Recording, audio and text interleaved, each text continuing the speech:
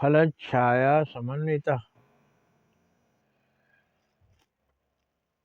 यदि दैवात् फलं नास्ति छाया केन निवार्यते सेवितव्यो महावृक्ष।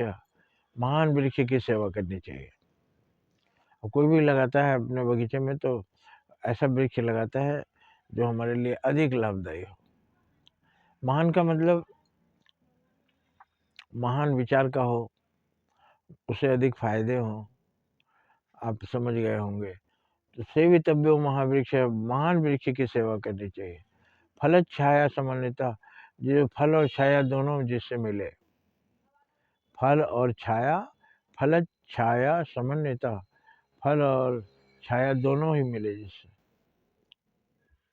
यदि दैवात फलम नास्ति, यदि कभी बाई चांस फल नहीं मिलता है, फल का मौसम नहीं है, तो छाया के निवारे थे, छाया को कोई नहीं रोक सकता। इसलिए महान वृक्ष के साथ संगत करनी चाहिए, महान वृक्ष की सेवा करनी चाहिए, उससे फल छाया दोनों मिलता है। अगर संयोग से फल नहीं मिला तो छाया जरूर मिलेगी। इस तरह समझाने की कोशिश किया गया है। बड़े लोगों का साथ करना चाहिए, बड़े लोगों के साथ में रहना चाहिए, छोटों को क्या छोड़ देना चाहिए? नहीं, उसके लिए तो लिखा है, रहमन देखे बड़े इनको लघु न दीजिए डार, जहाँ काम आवे सुई कहा करे तलवार। बड़ा चीज देकर छोटे को छोड़ नहीं देना चाहिए, क्योंकि जहाँ सुई की जरूरत है तलवार कुछ नहीं कर पाएगा। इसलिए बड़े छोटे दोनों की उपयोगिता है अपने जगह पर। हमको तो सबको लेकर साथ चलना है। वैसे भी ब्रह्म का सिद्धांत यही है, दार्शनिक का यही मत है।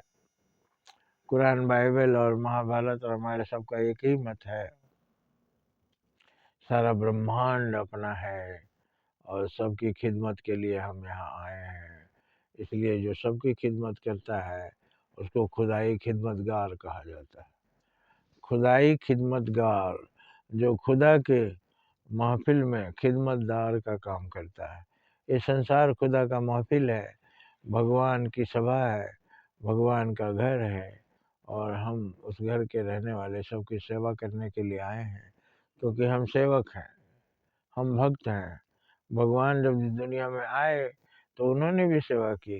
राजा राम की जय जब दरबार में बोला बहुत से लोगों ने, तो राम जी ने चुप कराया, चुप करिए, ऐसा मत कहिए, राजा राम नहीं है, राजा प्रजा है, और प्रजा का राजा प्रजा का सेवक होता है।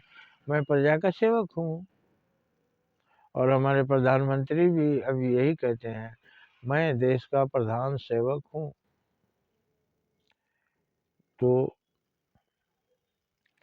आशा है आप समझ गए होंगे, महान वृक्ष की सेवा हमें करनी चाहिए, उससे फल और छाया। तो सबसे महान वृक्ष कौन है? समझिए, सबसे महान वृक्ष परमात्मा है, उनसे महान कोई नहीं है। उन्हीं की सेवा में लगे हैं और तब हमको फल और छाया सब कुछ मिलेगा।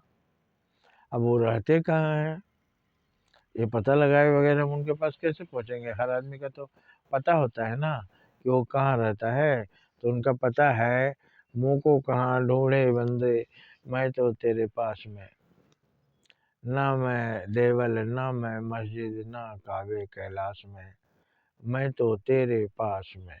अब उसको और घुमा दीजिए, आपके अंदर जो परमात्मा है तो आप क्या हैं? मंदिर है। आपके अंदर जब खुदा है तो आपका क्या है? मस्जिद है। आपके अंदर जब गॉड है तो आप क्या है? गिरजा है। तो अपने शरीर को ही मंदिर, मस्जिद और गुरुद्वारा बना लीजिए, गिरजा बना लीजिए, और उसमें भगवान को बसा लीजिए और दिन रात उनकी सेवा में रहिए, उनके भजन, उनके गीत गाइए।